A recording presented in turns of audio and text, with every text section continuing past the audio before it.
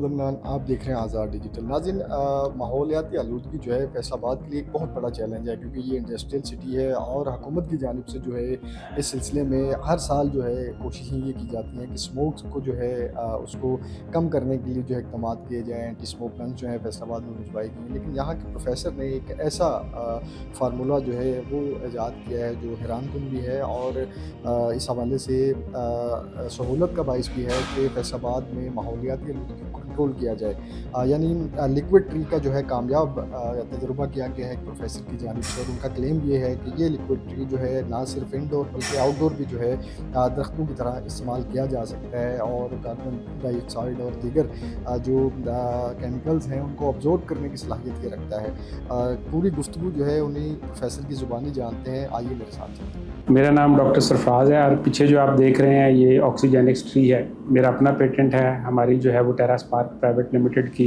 ये registered technology है। पहली बात तो मैं आपका शुक्रिया अदा करता हूँ कि आप लोग यहाँ पे आए। रोज़ाना नए नए आइडियाज़ आते हैं, क्योंकि हम रिसर्चर्स हैं। हमारे साथ इसको इनोवेट करने के लिए पाकिस्तान के रिसर्चर्स हैं, वो शामिल हैं साथ इसके। हर दफ़ा स्मोक का सीज़न आता था तो हम लोग परेशान होते थे, इकॉनमी का पहिया रुक जाता था, गवर्नमेंट को कुछ स्ट्रिक्ट एक्शन लेने पड़ते थे। इन शॉर्ट कि जी जो भी हालात होते थे उसका कोई सलूशन नहीं निकल पा रहा था। गवर्नमेंट उसके लिए बहुत कोशिश कर रही थी और कोशिशों के बाद पिछले साल से इस साल को का जो AQI लेवल था वो बेहतर हुआ। सारे लोगों ने देखा, IQAir ने इसके ऊपर जो है तहकीक शामिल की। हमारी ये जो रिसर्च थी ये बेसिकली उसी को मद्देनज़र रखते हुए माहौल को साफ़ करने के लिए हमने जो था वो ये इनोवेशन जो थी इसके ऊपर हम काम कर रहे थे। पिछले को 8-10 साल से हम LG के ऊपर काम कर रहे थे, फिर हम बायोरिएक्टर के ऊपर काम कर रहे थे। उन बायोरिएक्टर्स के ऊपर काम करते हुए हमने ये जो काम था, तहकीक जो थी, ये हमने की और इसका रिज़ल्ट जो है वो सबके सामने अल्हम्दुलिल्लाह। ये भी जिस तरह से यहाँ पे काम कर रहा है ये बेसिकली फोटोसिंथेटिक अमल से काम करता है। ये इंडोर के लिए भी आउटडोर के लिए भी है। जब हम आउटडोर के लिए लगाएंगे तो ये फोटोसिंथेसिस सूरज से रोशनी लेगा, तो सूरज की शुआओं के ज़रिए ये काम करेगा। बेसिकली ये भी उसी तरह काम करते हैं जिस तरह दरख्त काम करता है। आप लोग ये समझ रहे हैं कि जी ये जो इसके अंदर लिक्विड है या ये चीज़ है ये हमने पैदा की, ये अल्लाह ताला ने पैदा की, हमने पैदा नहीं। हमने सिर्फ इसको वो माहौल फ़राहम किया है जिसके तहत ये ज़िंदा रह सके और बनी नौ इंसान के लिए फ़ायदेमंद साबित हो सके। ये बेसिकली एलगी है। एलगी जो है वो पूरी दुनिया जानती है कि एलगी जो है वो कार्बन सिक्वीज़ करने के लिए सबसे ज़्यादा बेहतर है। ये दरख्तों के मुकाबले में 50% ज़्यादा सिक्वीज़ करती है कार्बन डाइऑक्साइड को। तो ये जो लिक्विड है इसके अंदर एलजी है, एलजी की मुख्तलिफ स्पीशीज़ हैं जो कि इसके अंदर हमने इनको ऑप्टिमाइज़ किया है। ये इस मिक्सचर के अंदर आपको तकरीबन 5 से 6 जो स्पीशीज़ हैं, क्योंकि ये माइक्रोब से नज़र आती हैं। आपको ये जो ग्रीन कलर नज़र आ रहा है ये ग्रीन कलर माइक्रोब्स का है। आपको मेरे पीछे 2 बायोरिएक्टर देख रहे हैं। एक का कलर जो है वो लाइट ग्रीन है और एक का कलर जो है वो डार्क ग्रीन है। जिसका डार्क ग्रीन कलर है इसको लगाए हुए हमें तकरीबन 1 महीना हो चुका हुआ है, और ये जो लाइट ग्रीन वाला कलर है ये हमने अभी इसको 2 दिन पहले इसको रिफ़्रेश किया है। तो ये आपको ये आहिस्ता आहिस्ता ये इस कलर से डार्क ग्रीन में जाएगा, फिर डार्क ग्रीन से ये और डार्कश ग्रीन एंड ब्लैकश ग्रीन तक चला जाएगा। फिर हम इसको इसमें से निकाल के फ़िल्टर करते हैं, उसका बायोमास क्रिएट होता है। वो बायोमास जो है वो बायो फर्टिलाइज़र की है। आप जो है वो इसको एक चीज़ को देख रहे हैं कि ये एयर के लिए एयर से कार्बन डाइऑक्साइड लेता है। कार्बन डाइऑक्साइड इसकी खुराक है। ये जो लिविंग माइक्रोब्स हैं ये मैंने आपको पहले भी बताया कि जी हमने नहीं बनाए, हमने ये बायोरिएक्टर बनाया है।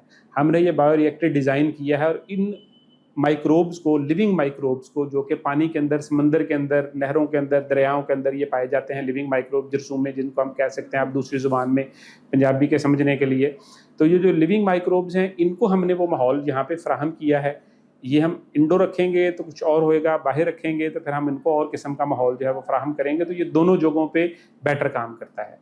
आपने बात की दरख्तों की, तो बिल्कुल दरख्त जो हैं वो नेसेसिटी है, लेकिन अब इतने बड़े अर्बन जंगल में, आप भी शहर में रहते हैं, आप बताएं कि इन प्लाज़ों में कहाँ पे आपके पास दरख्त लगाने के लिए जगह अवेलेबल है।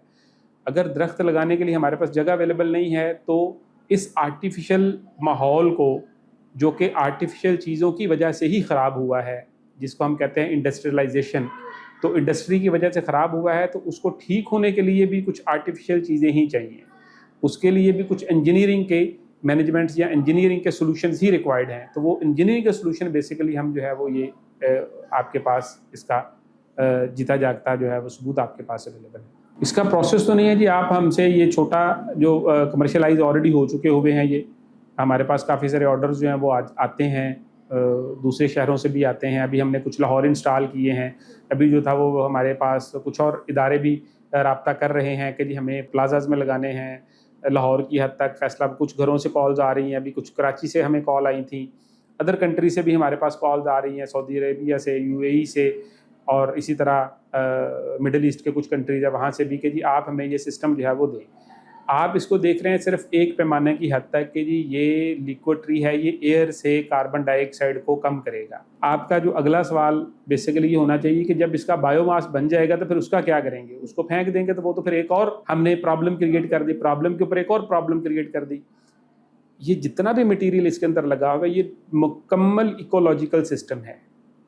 इसमें से कोई चीज़ भी जो है वो डंप साइड पे नहीं जाती, कोई चीज़ भी वेस्ट नहीं है। इसके में जो माइक्रोएल्जी है, जब हम रिफ़्रेश करते हैं वो कार्बन रिच जो होती है मटेरियल, उसमें प्रोटीन्स होती हैं, कुछ और चीज़ें अवेलेबल होती हैं, तो वो बायो फर्टिलाइज़र हम इससे बनाते हैं। हम इससे जो है वो बायो न्यूट्रिएंट्स जो है वो इसके बाद हम बनाते हैं। इससे हम जो है वो अगला जो प्रोसेस इसका होता है बायो फर्टिलाइज़र, बायो न्यूट्रिएंट्स के बाद हम इससे स्किन केयर की प्रोडक्ट्स जो हैं वो इससे बनती हैं, बाई नेचुरल प्रोडक्ट्स जो हैं वो इसके ऊपर बनती हैं। हम जब बाहर की बात करते हैं या फॉरेन कंट्री से हमारे पास कुछ नेचुरल हर्ब्स के नाम से कुछ, तो वो भी इन्हीं किस्म के सिस्टम्स की, इन्हीं किस्म के माइक्रोब्स की बनी होती हैं। ये टोटल बायोलॉजिकल सिस्टम है, इसमें कोई किसी किस्म की जो है वो कसाफत या केमिकल्स या कोई भी चीज़ इसमें इंक्लूडेड नहीं है। ये एक प्रोजेक्ट है। अब इसके बाद इसका जो वेस्ट है उसके मैंने आपको फर्दर चीज़ें बता दी हैं, तो ये इंडस्ट्री के लिए बिल्कुल ये मुकम्मल प्रोसेस है और ये हर एक चीज़ के लिए हर एक चीज़ ज़रूरी है।